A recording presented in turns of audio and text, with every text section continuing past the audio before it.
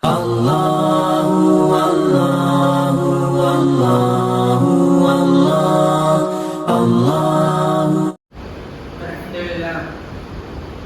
لله نحمده ونستعينه ونستغفره ونؤمن به ونتوكل عليه ونعوذ بالله من شرور انفسنا ومن سيئات اعمالنا من يهده الله فلا مضل له ومن يضلل فلا هادي له ونشهد ان لا اله الا الله واشهد ان محمدا عبده ورسوله اما بعد فان خير الحديث كتاب الله وإن خير الهدي هدي محمد صلى الله عليه وسلم وشر الأمور محدثاتها وكل محدثة بدعة وكل بدعة ضلالة وكل ضلالة في النار.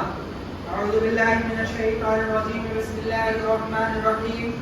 يا أيها الناس اتقوا ربكم الذي خلقكم من نفس واحدة وخلق منها زوجها وبث منهما رجالا كثيرا ونساء واتقوا الله الذي تساءلون به والأرحام إن الله كان عليكم رقيبا. يا أيها الذين آمنوا اتقوا الله حق تقاته ولا تموتن إلا وأنتم مسلمون. يا أيها الذين آمنوا اتقوا الله وقولوا قولا سديدا يصلح لكم أعمالكم ويغفر لكم ذنوبكم ومن يطع الله ورسوله فقد فاز فوزا عظيما. وقال وما آتاكم الرسول فخذوه وما نهاكم عنه فانتهوا. وقال وما أرسلناك إلا رحمة للعالمين. رب اشرح لي صدري ويسر لي أمري واحلل عقدة من لساني يفقهوا قولي. رب زدني علما رب زدني علما رب زدني علما. محترم حاضرین جمعہ، اللہ رب العالمین کی تعریف، توصیف، کبریائی، بڑائی، بزرگی، عظمت، حمد و ثنا، تعریف، تحمید، تقدیر، تقدیر سب کچھ اسی کے لائق اور زیبا ہے اور ہمارے لیے ضروری اور واجب ہے. بعد درود و سلام نازل ہوں انبیاء کرام کے سلسلے بالخصوص نبی آخر الزمان محمد بن عبداللہ صلی اللہ علیہ وسلم. پروردگار قیامت کے دن ہمیں آپ کی شفاعت نصیب فرمائے. حضرت ربیع الاول کا مہینہ شروع ہو گیا ہے. ربیع الاول کی اہمیت اس حیثیت سے ہے کہ نبی کریم صلی اللہ علیہ وسلم کی پیدائش اور وفات دونوں اسی مہینے میں. شریعت اسلامیہ میں جن مہینوں کو اہمیت قرار دی گئی ہے یا جن مہینوں میں شریعت اسلامیہ کو خصوصی طور پر کوئی مقام حاصل ہے ان میں سے ربیع الاول کا مہینہ بالکل ہے. شریعت نے 4 مہینوں کو حرمت کے مہینے قرار دیے ہیں. ان حرمت کے مہینوں میں بھی ربیع الاول نہیں ہے. اور شریعت اسلامیہ نے ایک رمضان کے مہینے کو بابرکت ترین قرار دیا ہے. ربیع الاول کا مہینہ اس مہینے میں بھی نہیں. مہینے اور تاریخ سے رسول اکرم صلی اللہ علیہ وسلم نے اپنی پوری زندگی کبھی بھی کوئی اہمیت اور حیثیت نہیں رکھی. نہ تو آپ صلی اللہ علیہ وسلم نے اپنی تاریخ پیدائش کے دن، تاریخ کے دن کوئی کسی طرح کا کوئی کام کیا، اور نہ ہی آپ کی وفات کے بعد آپ کے صحابہ کرام نے آپ کی تاریخ وفات اور تاریخ پیدائش کو کسی طرح کی کوئی اہمیت دی. ہاں یہ ثابت ہے کہ رسول اکرم صلی اللہ علیہ وسلم پیر کے دن روزہ رکھا کرتے. صحابہ کرام کے پوچھنے پر آپ نے بتلایا کہ اسی دن میری پیدائش ہوئی ہے اور اسی دن میری وفات ہوئی. اللہ رب العالمین نے اسی دن مجھے پیدا کیا ہے اور اسی دن میری وفات ہوگی، اور اس شکرانے کے طور پر میں پیر کے دن روزہ رکھتا ہوں. پیدائش کے دن رسول اکرم صلی اللہ علیہ وسلم سے ہر ہفتے کے پیر کے دن روزہ رکھنا ثابت ہے. یہ رسول اکرم صلی اللہ علیہ وسلم کی سنت ہے. لیکن تاریخ کے سلسلے میں بالکل رسول اکرم صلی اللہ علیہ وسلم سے کچھ بھی ثابت نہیں، بلکہ ثابت نہ ہونا تو دور کی بات. رسول اکرم صلی اللہ علیہ وسلم بعثت کے بعد، نبوت ملنے کے بعد 23 سال تک زندہ رہے. گویا کہ آپ کی زندگی میں 23 بار ربیع الاول کا مہینہ ہے، اور انہی 23 بار میں 23 بار کوئی تاریخ آئی ہوگی آپ صلی اللہ علیہ وسلم کی پیدائش کی. لیکن آج تک 1400 سال ہو جانے کے بعد بھی علماء اس بات پر متفق نہیں ہو سکے کہ رسول اکرم صلی اللہ علیہ وسلم کی پیدائش کس تاریخ کو ہوئی. کوئی 12 کہتا ہے، کوئی 1 کہتا ہے، کوئی 2 کہتا ہے، کوئی 9 کہتا ہے، کوئی 8 کہتا ہے، کوئی 7 کہتا ہے۔ رسول اکرم صلی اللہ علیہ وسلم کی زندگی میں 23 بار آئے آپ صلی اللہ علیہ وسلم کی پیدائش کی تاریخ، لیکن یہ سلجھ ہی نہیں سکا صحابہ میں کہ آپ صلی اللہ علیہ وسلم پیدا کس دن ہوئے۔ گویا کہ رسول کی پیدائش کس تاریخ کو ہوئی تھی، شریعت میں اس کا کوئی مقام، کوئی درجہ، کوئی حیثیت اور کوئی بھی مقام نہیں۔ صحابہ کرام کے بعد تقریباً 60 سال تک، 60 ہجری تک حضرت امیر معاویہ رضی اللہ تعالیٰ عنہ، اس کے بعد بھی صحابہ کرام زندہ رہے۔ ان تاریخوں میں بھی نہیں سلجھ سکا کہ رسول اکرم صلی اللہ علیہ وسلم کی پیدائش 9 کو ہوئی، 8 کو ہوئی، 7 کو ہوئی، 1 کو، 2 کو، 3 کو، 12 کو، 11 کو، 13 کو۔ رسول اکرم صلی اللہ علیہ وسلم کی تاریخ پیدائش ہے کیا؟ نہ صحابہ کرام کے دور میں سلجھ سکا، نہ تابعین کے دور میں سلجھ سکا، نہ 1400 سال بیت جانے کے بعد سلجھ سکا۔ گویا کہ یہ بتانے کے لیے کافی ہے کہ رسول اکرم صلی اللہ علیہ وسلم کی پیدائش کا دن یا وہ مہینہ اس حیثیت سے کوئی اہمیت نہیں رکھتا ہے کہ آپ صلی اللہ علیہ وسلم کی پیدائش اس مہینے میں اور اس تاریخ کو ہوئی۔ رسول اکرم صلی اللہ علیہ وسلم کی پیدائش کا اگر جشن منانا ہے یا رسول اکرم صلی اللہ علیہ وسلم کی پیدائش کو اگر یاد رکھنا ہے تو ہمت کیجئے، جرأت آگے کیجئے اور آگے بڑھیے اور رسول اکرم صلی اللہ علیہ وسلم کی سنت پر عمل کیجئے اور ہر مہینے کے 20 کے دن کو روزہ رسول اکرم صلی اللہ علیہ وسلم کی پیدائش کا جشن بھی ہے اور اس کے ساتھ ساتھ رسول اکرم صلی اللہ علیہ وسلم کی سنت بھی ہے، ثواب بھی ملے گا اور رسول اکرم صلی اللہ علیہ وسلم کا یہ طریقہ بھی۔ یہ باتیں میں نے اس لیے ذکر کی کیونکہ میں بھی آج کے خطبہ جمعہ میں رسول اکرم صلی اللہ علیہ وسلم کے سیرت کے تعلق سے کچھ باتیں رکھنے کی کوشش کی، چونکہ ان مہینوں کو سیرت رسول کے لیے خاص کر دیا گیا ہے اور زیادہ تر بدعات و خرافات انہی مہینوں میں رسول اکرم صلی اللہ علیہ وسلم کی سیرت کے تعلق سے، آپ کے کردار کے تعلق سے بیان کی جاتی ہے۔ آپ صلی اللہ علیہ وسلم کی پیدائش کے تعلق سے خرافات کا ایک طوفان پیدا کیا جاتا ہے، لہذا زیادہ تر علماء نے یہ باتیں لکھی ہیں کہ ان ایام میں خصوصی طور پر رسول اکرم صلی اللہ علیہ وسلم کی سیرت کو بیان کیا جائے، لوگوں کو سمجھایا جائے اور رسول اکرم صلی اللہ علیہ وسلم کی سیرت سے لوگوں کو قریب کرنے کی کوشش کی جائے۔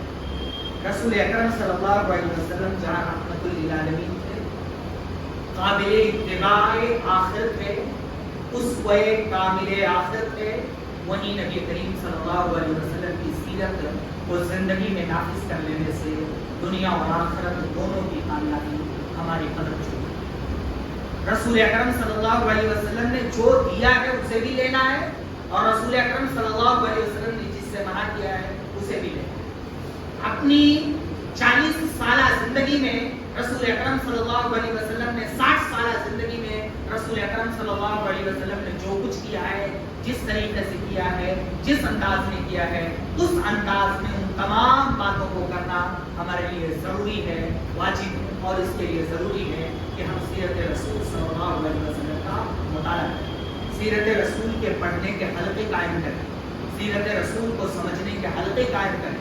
صحابہ کرام کی یہ سنت ہے کہ وہ رسول اکرم صلی اللہ علیہ وسلم کی وفات کے بعد حلقے قائم کرتے تھے، حلقے بناتے تھے اور اللہ کے رسول صلی اللہ علیہ وسلم کی سیرت کو بیان کرتے تھے۔ بلکہ غزوات نبوی صلی اللہ علیہ وسلم جو ہے، غزوات آپ کے زمانے میں ہونے والی جنگیں، ان کا خصوصی علم صحابہ کرام ایک دوسرے کو منتقل کرتے تھے اور وصیت کرتے تھے۔ ان جنگوں کے حالات آپ خود پڑھیں اور اپنے آل و اولاد کو پڑھائیں اور مضبوطی کے ساتھ پڑھائیں، کیونکہ اس میں بہت ساری عبرت ہے، بہت ساری نصیحتیں ہیں، بہت ساری چیزیں پائی جاتی ہیں۔ اگر رسول اکرم صلی اللہ علیہ وسلم کے جنگوں کے حالات اچھی طریقے سے پڑھنے کی کوشش کی جائے، اسے سمجھنے کی کوشش کی جائے، جیسا شریعت چاہتا ہے ویسے پڑھنے کی کوشش کی جائے، جیسا قرآن کریم نے رسول کو متبع قرار دیا ہے اس طریقے سے پڑھنے کی کوشش کی جائے تو آپ کو کئی ایک ایسی باتیں ملیں گی جو ہماری اور آپ کی زندگی میں انقلاب پیدا کرنے کے لیے کافی ہے۔ ایک مثال دے دیتا ہوں، بات آگے بڑھانے سے پہلے ایک مثال دیتا ہوں جو اس وقت ہمارے لیے انتہائی ضروری ہے۔ قرآن کریم میں سورہ انفال پڑھیے، بیچ کے ایام میں جائیں گے، قرآن کریم نے ایک جگہ ذکر کیا ہے نبی کریم صلی اللہ علیہ وسلم کے ساتھ اور آپ کے کردار کا اور آپ کے انداز کا ایک نقشہ کھینچا ہے اور فرمایا. قرآن کریم کی اس آیت کی تشریح کرنے سے پہلے میں تھوڑا سا اور پہلے بیان کرنا چاہتا ہوں. اللہ کے رسول صلی اللہ علیہ وسلم کی سیرت میں ہوا کیا کہ جنگ بدر سے پہلے جب اللہ کے رسول صلی اللہ علیہ وسلم مدینہ پہنچے، یہ سیرت کا بہت اہم باب ہے. جب آپ صلی اللہ علیہ وسلم مدینہ پہنچے تو مدینہ پہنچنے کے بعد کفار نے مشورہ کیا کہ ہم ایسا کرتے ہیں کہ مال جمع کرتے ہیں اور مال جمع کرنے کے بعد اس کی تجارت کرتے ہیں، جو نفع حاصل ہوگا وہ نفع لگا کر کے جنگ. ابو سفیان کی کارکردگی میں ایک لشکر کو شام بھیجا.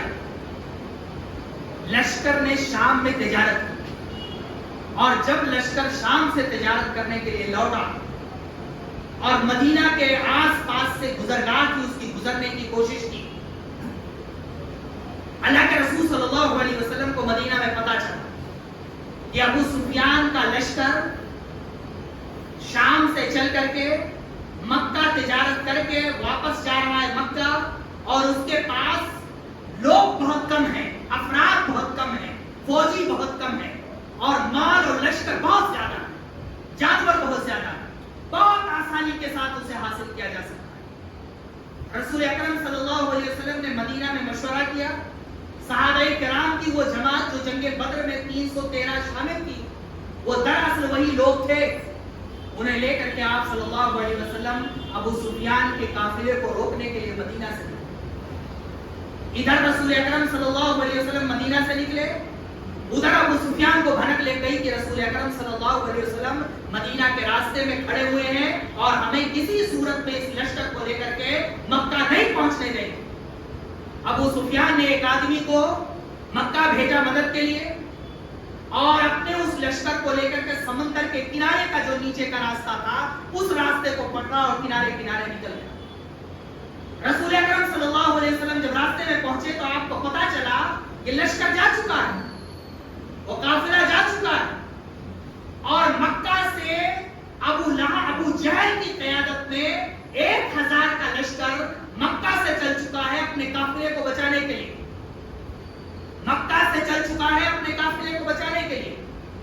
جب مکہ سے وہ لشکر چلا اور بدر کے قریب پہنچا تو ابو سفیان وہاں سے آ کر کے اس لشکر میں مل گیا. ابو سفیان نے ابو جہل سے کہا کہ لشکر چونکہ ہم نے بچا لیا ہے، حالات ابھی جنگ کرنے کے نہیں ہیں، وہ لوگ بھی ہمیں پکڑنے آئے تھے، وہ بھی مدینہ واپس چلے جائیں گے، ایسا کرتے ہیں لوٹ چلتے ہیں اور لوٹنے کے بعد مکہ جا کر کے تیاری کریں گے، پھر آگے دیکھیں گے. ابو جہل اڑ گیا کہ مکہ سے نکل کر کے 1000 کا فوج لے کر کے آئے ہیں، بغیر جشن کیے بدر کے میدان میں پہنچے، جشن کیے، جانور ذبح کیے، میلہ کیے، لونڈیوں کو نچائے اور جشن منائے بغیر مکہ لوٹ کر کے نہیں جائیں گے، تاکہ عرب کے تمام قبائل بدر کے ساتھ ہمیں یاد رکھیں. عرب کے تمام قبائل جب بدر کو یاد کریں تو ہمیں یاد رکھیں کہ بدر کے میدان میں ہم نے مسلمانوں کو پیچھے رکھے، ہم بغیر انہیں ڈرائے نہیں جائیں.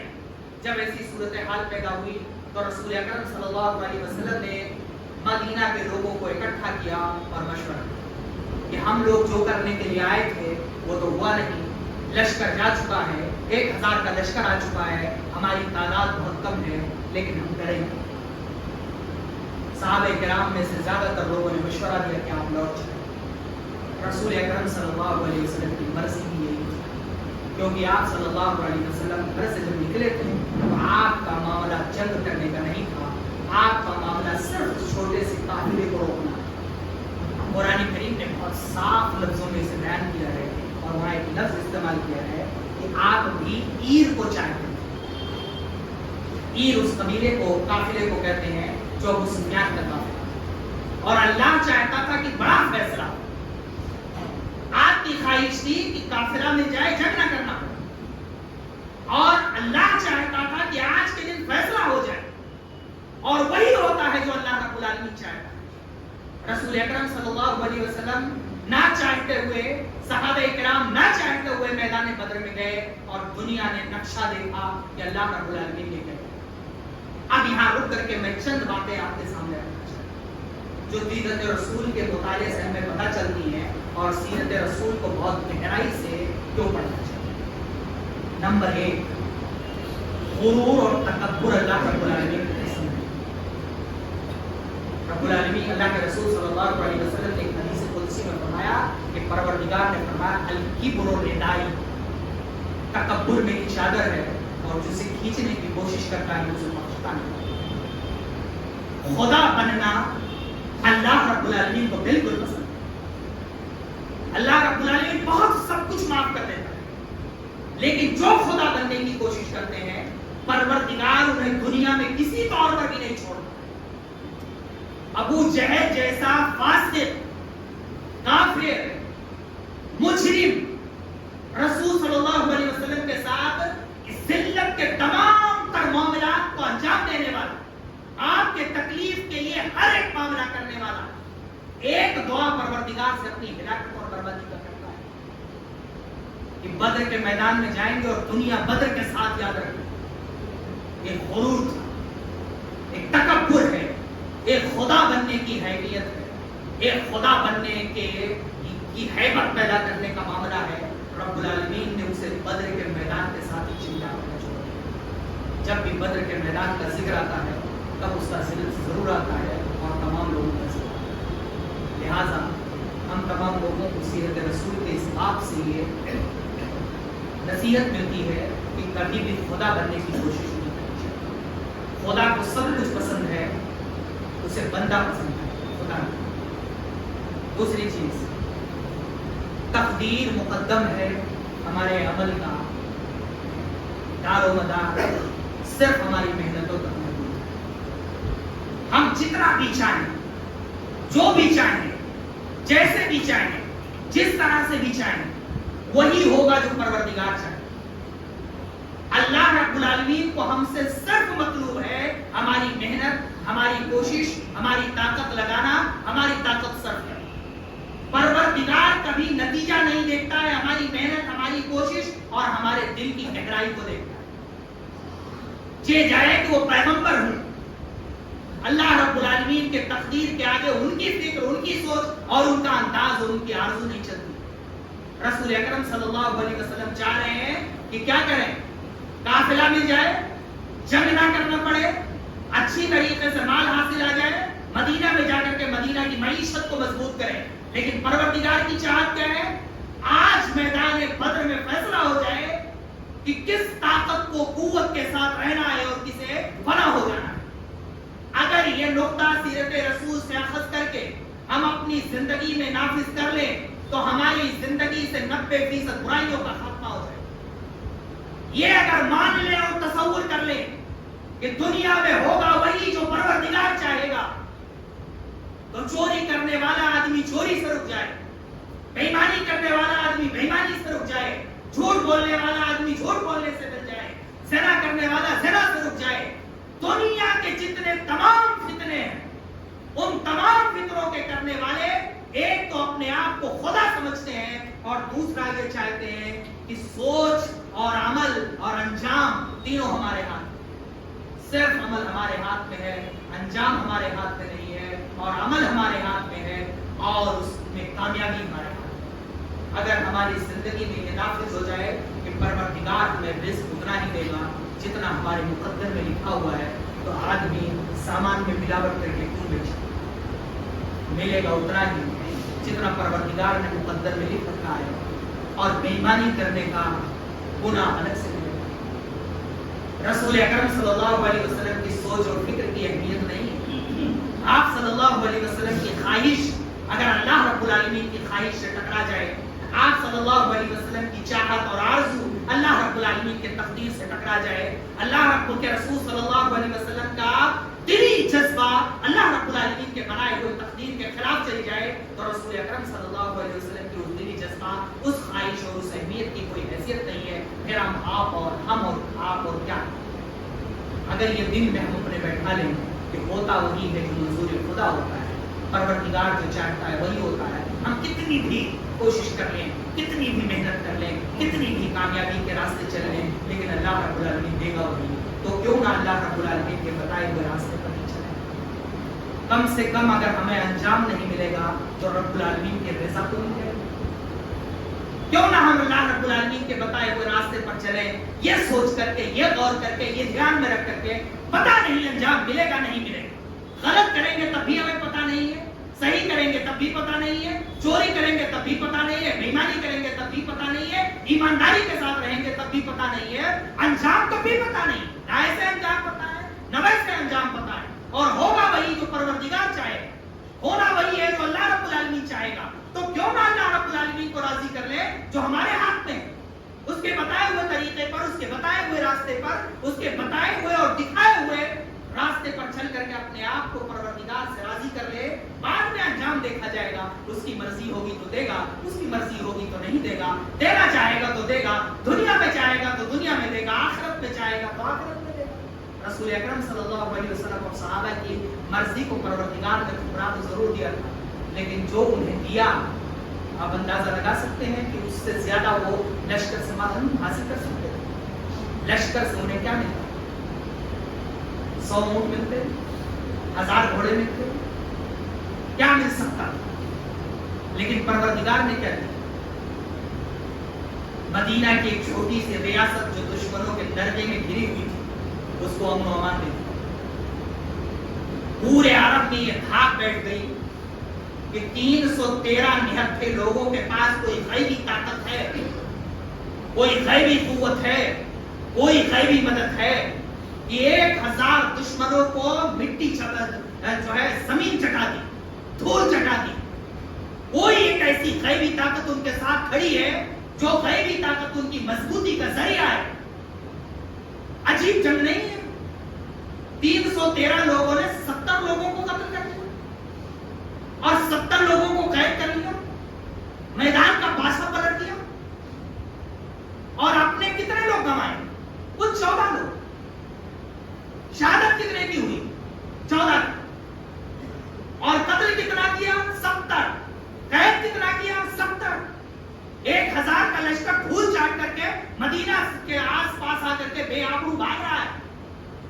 जिनके पास हथियारों से लैस है, जिनके पास घोड़ों की पूरी ताकत है, वो लश्कर जिसके पास कुल 2 घोड़े हैं, जिसके पास ऊंटों की इतनी महदूद तादाद है कि एक ऊंट पर 10-10 लोग बारी बारी सवारी करते हैं, जिसके लश्कर में छोटे छोटे 2 बच्चे बास और बॉडी जैसे लोगों को गिन करके तादाद 313 की गई।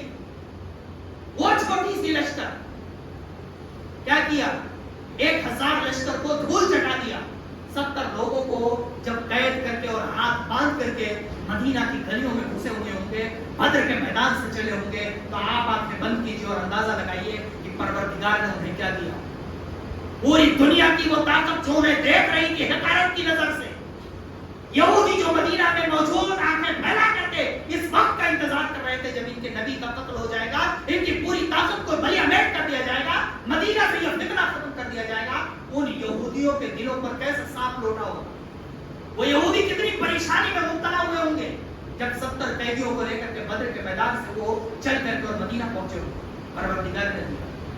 लिहाजा अगर अल्लाह को राजी करने के रास्ते पर चले तो परवरदिगार बहुत कुछ देगा और हमारी रजामंदी पीछे हट जाए उसकी कोई अहमियत और कोई हैसियत नहीं।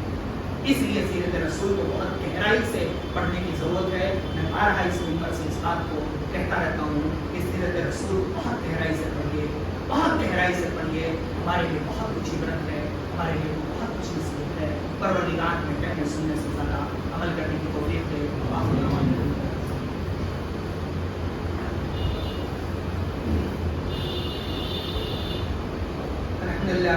अल्हम्दुलिल्लाह नहमदुहु व नस्तईनुहु व नस्तगफिरुहु व नु'मिनु बिही व नतवक्कलु अलैहि व नऊज़ु बिल्लाहि मिन शुरूरि अंफुसिना व मिन सय्यिआति अअमालिना मन यहदिहिल्लाहु फला मुदिल्ल लहु व मन युद्लिल फला हादिय लहु व अशहदु अन ला इलाहा इल्लल्लाह व अशहदु अन्ना मुहम्मदन अब्दुहु व रसूलुहु अम्मा बअद फ़इन्न खैरल हदीस किताबुल्लाह व इन्न खैरल हदी हदी मुहम्मदिन सल्लल्लाहु अलैहि वसल्लम व शर्रुल उमूरि मुहदसातुहा व कुल्लु मुहदसतिन बिदअह व कुल्लु बिदअतिन दलालह व कुल्लु दलालतिन फिन्नार।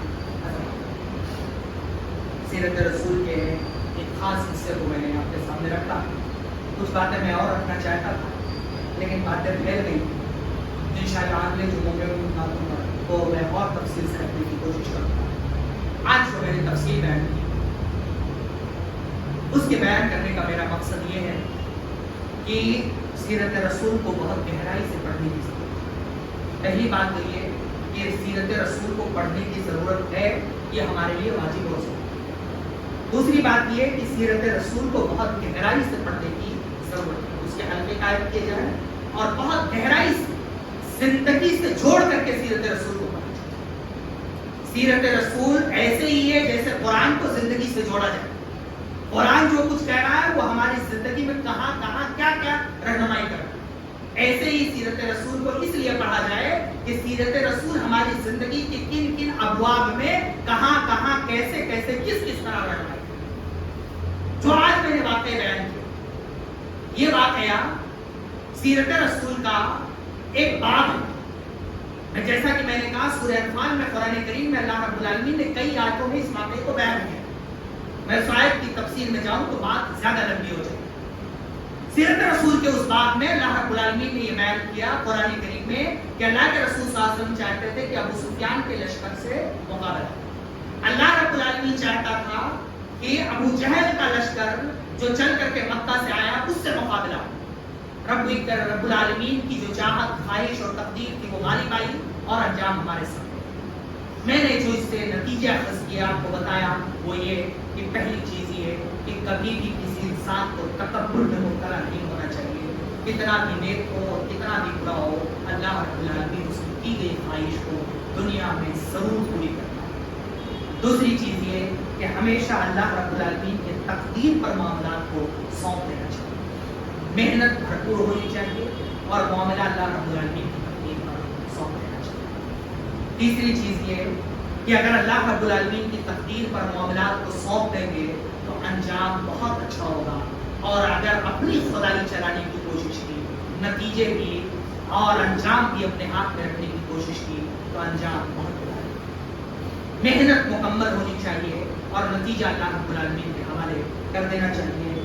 اسی جنگ بدر میں آخری بات میں کہتا ہوں اس نقطے کی وضاحت کے لیے کہ نبی کریم صلی اللہ علیہ وسلم نے یہی کیا، اور آج کے حالات میں ہم مسلمانوں کے ساتھ جو سب سے بڑی مصیبت ہے، ہماری بقا، تحفظ، تشخص سب کچھ داؤں پہ لگا ہے۔ جیسے نبی کریم صلی اللہ علیہ وسلم کے ساتھ جنگ بدر میں، اگر جنگ بدر میں خدا نخواستہ آپ کی ہار ہوتی تو نہ اسلام بچتا، نہ مسلمان بچتے، نہ آپ کا مذہبی تشخص بچتا، نہ رسول اکرم صلی اللہ علیہ وسلم کے ساتھ بچتا۔ مکہ بدر سے ہار کر کے مدینہ جا تو سکتے تھے لیکن آپ مدینہ میں رہ نہیں سکتے۔ مدینہ میں منافقین کا پورا لشکر کھڑا ہو جاتا، مدینہ کے پورے یہودی پوری طاقت کے ساتھ کھڑے ہو جاتے اور رسول اکرم صلی اللہ علیہ وسلم کا وہاں بچنا بالکل ناممکن تھا۔ سیم ایسی ہی حالات ہمارے ساتھ موجود ہیں۔ آج ہمارا مذہبی تشخص، ہم بذات خود، ہمارا مستقبل، ہمارے مساجد، ہمارے مدارس، ہمارا سب کچھ داؤ پر لگا ہے، ہر صورت اور ہر حالت میں داؤ پہ لگا ہے۔ ایسی صورت حال میں ہمیں کرنا کیا چاہیے؟ نمبر 1، رب کو راضی کرنے کی کوشش کرنی چاہیے۔ جو اس کی مرضی ہے اس مرضی پر جم جائیے، خدا مت بنیے، انجام مت سوچئے، نتائج مت سوچئے، اللہ رب العالمین کی ذات پر فیصلہ کیجئے اور یہ یقین رکھیے کہ رب العالمین قیامت تک اسلام کو باقی رکھنے والا ہے، ہمیں بھی باقی رکھے گا، آپ کو بھی باقی رکھے گا، مسلمانوں کو بھی باقی رکھے گا۔ کچھ لوگ جائیں گے، کچھ مساجد جائیں گے، کچھ مدارس جائیں گے، لیکن اسلام کو زندہ رکھنے کے لیے پروردگار کو مسلمانوں کا وجود برقرار رکھنا ضروری ہے۔ اس کی ذات پر بھروسہ کیجیے۔ یہ کہاں پتہ چلے گا؟ کہاں سے ڈھونڈیں گے؟ کیسے سیکھیں گے؟ آئیے سیرت رسول سے بتا دیتا ہوں۔ میدان بدر میں رسول اکرم صلی اللہ علیہ وسلم پہنچے۔ میں نے آپ کو بتایا 2-4 منٹ اگر زیادہ ہو جائے تو میں معذرت رکھتا ہوں، بات بہت ہے۔ رسول اکرم صلی اللہ علیہ وسلم میدان جنگ میں پہنچے۔ گھر سے جس مقصد سے نکال کر کے لوگوں کو لائے تھے وہ مقصد فوت ہو چکا۔ لوگوں کے دل میں یہ بات تھی کہ رسول اکرم صلی اللہ علیہ وسلم ہمیں کسی اور کام کے لیے لائے تھے، لگا کسی اور کام، اس لیے مشورہ کیا، صحابہ کی جماعت بلائی اور کہا کیا کریں۔ مہاجرین میں سے 2 لوگوں نے کہا اللہ کے رسول جنگ کیجیے، جو آپ چاہتے کیجیے۔ آپ نے پھر پوچھا، آپ کو لگا، انصار کو لگا ہم سے پوچھ رہے ہیں، کیونکہ انصاریوں نے آپ سے معاہدہ کر رکھا کہ مدینہ میں ہم آپ کی حفاظت کریں گے، مدینہ کے باہر نہیں۔ انصاریوں میں سے ایک صحابی کھڑے ہوئے اور کہا اللہ کے رسول صلی اللہ علیہ وسلم اگر آپ ہمیں پہاڑ پر لے جا کر کے کہیں گے کہ ہم چھلانگ لگا دیں تو ہم چھلانگ لگا دیں گے، اور موسیٰ کی قوم کی طرح نہیں کہیں گے کہ آپ اور آپ کا خدا جا کر کے جنگ کیجیے، ہم نتیجے کا انتظار کریں۔ آپ ہماری طرف سے مطمئن رہیں۔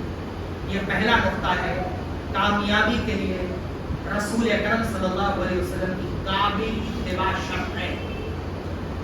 اگر رسول اکرم صلی اللہ علیہ وسلم کی مکمل اتباع نہیں کی گئی، کامیابی ہمارے ہاتھ بالکل نہیں آ سکتی، کیونکہ کامیابی کی شرط اول ہی ہے رسول اکرم صلی اللہ علیہ وسلم کی اتباع۔ جنگ احد میں چند صحابہ نے 1000 تعمیرات کے باوجود رسول کے حکم کو ٹکرایا تھا۔ جنگ بدر میں 70 قیدیوں کو قتل کر پکڑنے والے اور 70 کافر کو جہنم رسید کرنے والے صحابہ کرام کے سامنے 70 لوگوں کی لاشیں رکھی ہوئی تھی۔ رسول اکرم صلی اللہ علیہ وسلم نے صرف ایک حکم کو ٹکرایا۔ اللہ کے رسول صلی اللہ علیہ وسلم نے پورے حالات کا جائزہ لیا، مشورہ کیا، مشورہ۔ ہمارا ہر بڑا آدمی حکم جاری کرتا ہے، مشورہ نہیں کرتا۔ یہی خدا بنتا ہے، وہ مشورہ کرنے کو توہین سمجھتا ہے، اسے ایسا لگنے لگتا ہے مشورہ کر لیا دوسرا بھی ہمارے برابر ہو گیا۔ قرآن کریم نے کہا، قرآن میں اللہ رب العالمین نے رسول کو کہا ہے کہ آپ مشورہ کیجیے لوگوں سے۔ میدان بدر میں دشمن چاروں طرف سے گھیرے ہوئے ہیں، کرنا وہی ہے جو اللہ رب العالمین کہے گا۔ اس سے پہلے ہو چکا ہے، آپ مشورہ کر کے گھر سے آئے، پروردگار نے اس مشورے کو ختم کر کے آپ کو دوسرے کام میں لگا دیا۔ ابھی 2-4 منٹ ہوئے، کیا گیا مشورہ اور اس کا انجام رد ہو چکا ہے، اس کے باوجود بھی رسول اکرم صلی اللہ علیہ وسلم مشورے کی مجلس لگاتے ہیں، مشورہ کرتے ہیں۔ سب کچھ دیکھ لیا، ایک طرف ٹوٹی پھوٹا لشکر ہے، ایک طرف ٹھاٹھے مارتا ہوا لشکروں کا سمندر ہے، ہتھیاروں کا تفاوت ہے، تعداد کی تفاوت ہے۔ رسول اکرم صلی اللہ علیہ وسلم نے سب کو لوگوں کو ایک ایک کر کے سب نے پڑھا، تیر لیا، تیر سے ناپ کر کے سب کو درست کیا۔ اسی میں ایک صحابی کو ڈھکیل دیا، آپ کو احساس ہوا کہ مجھ سے غلطی ہو گئی اور زیادتی ہو گئی، اپنے آپ کو پیش کیا اور کہا مجھ سے زیادتی ہو گئی، تو مجھ سے بدلہ لے سکتے، کیا معاف کر سکتے ہو؟ انہوں نے کہا اللہ کے رسول میں بدلہ نہیں، آپ نے اپنا پیٹ دھو دیا۔ صحابی کرام روتے ہوئے آپ کے پیٹ سے چمٹ گئے۔ اللہ کے رسول صلی اللہ علیہ وسلم نے اس میدان میں کھڑا ہوا وہ پیغمبر ظلم نہیں کرتا، غلطی سے ہو جانے والے ظلم کو بھی وہ پیغمبر معافی اسی وقت کراتا ہے اور اسی وقت اس معاملے کو مٹا دیتا ہے۔ ہمیں اپنے صفوں سے ظلم و زیادتی کو مٹانا ہو، اونچ نیچ کے نظام کو ختم کرنا ہو، ذات پات کے نظام کو ختم کرنا ہو۔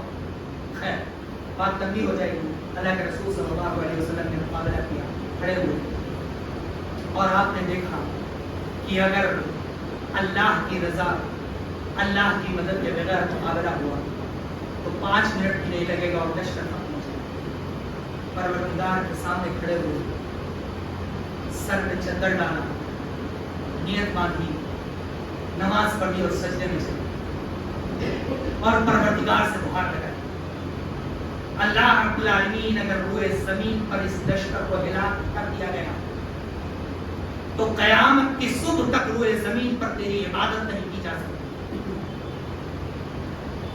اللہ کے رسول صلی اللہ علیہ وسلم دعا کرتے رہے، ابو بکر آیا اور آپ کو پکڑ کر کے اٹھا لیا، کہا اللہ کے رسول صلی اللہ علیہ وسلم اللہ رب العالمین آپ کی بات کو ضرور سنیں۔ میدان بدر میں جنگ ہوئی، نتیجہ میں کہنا کیا چاہتا ہوں، آپ کو سمجھانا کیا چاہتا ہوں، سیرت رسول کے اس بات سے ہماری زندگی میں کیا نصیحت ہوئی؟ جتنی طاقت اور قوت ہے اسے منظم کیجیے، سلیقے سے، دائرے میں رہتے ہوئے، جیسے بدر کے میدان میں پیغمبر آخر زمانے منتخب کیا، 313 لوگوں کو صف میں کھڑا کیا، صف بندی کروائی، راستہ سیدھا کیا، لشکر لگائے، انہیں ساری باتیں سمجھائیں۔ منظم کیجیے اپنی طاقت اور قوت کو، طاقت اور قوت کو اکٹھا کیجیے اور منظم کر کے میدان میں آئیے۔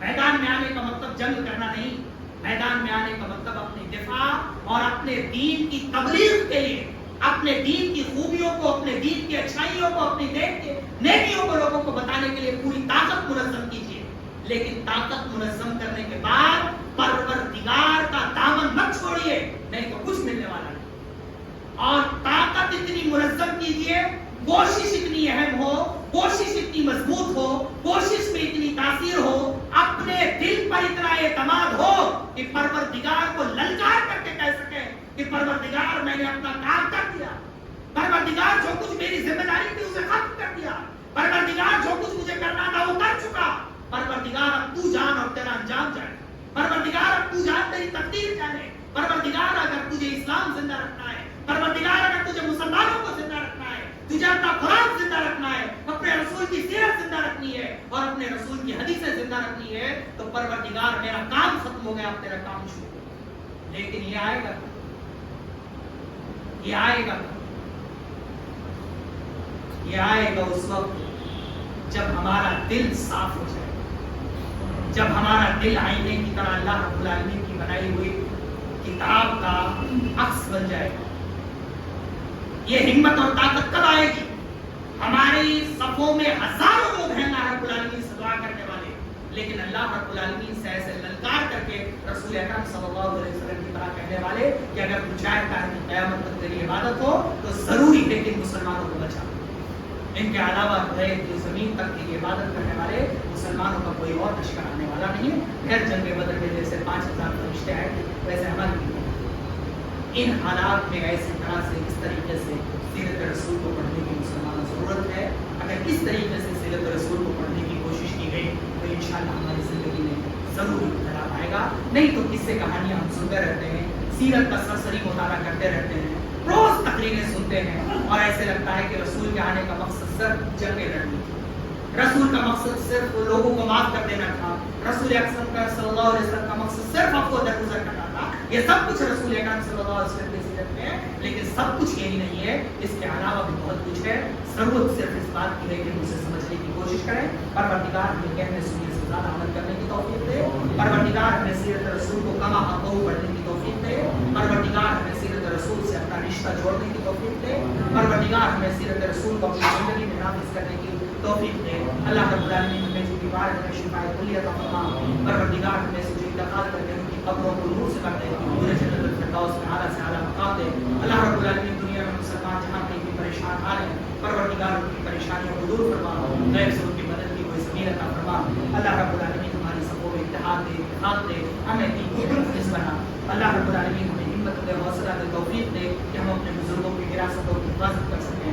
پروردگار ہمیں ہمت دے، حوصلہ دے، توفیق دے کہ ہم اپنی آئندہ آنے والی نسلوں کو دین کے لیے، ایمان کے لیے مخلص بنا سکیں، انہیں ملت کا سچا شہدائی اور سپاہی بنا سکیں۔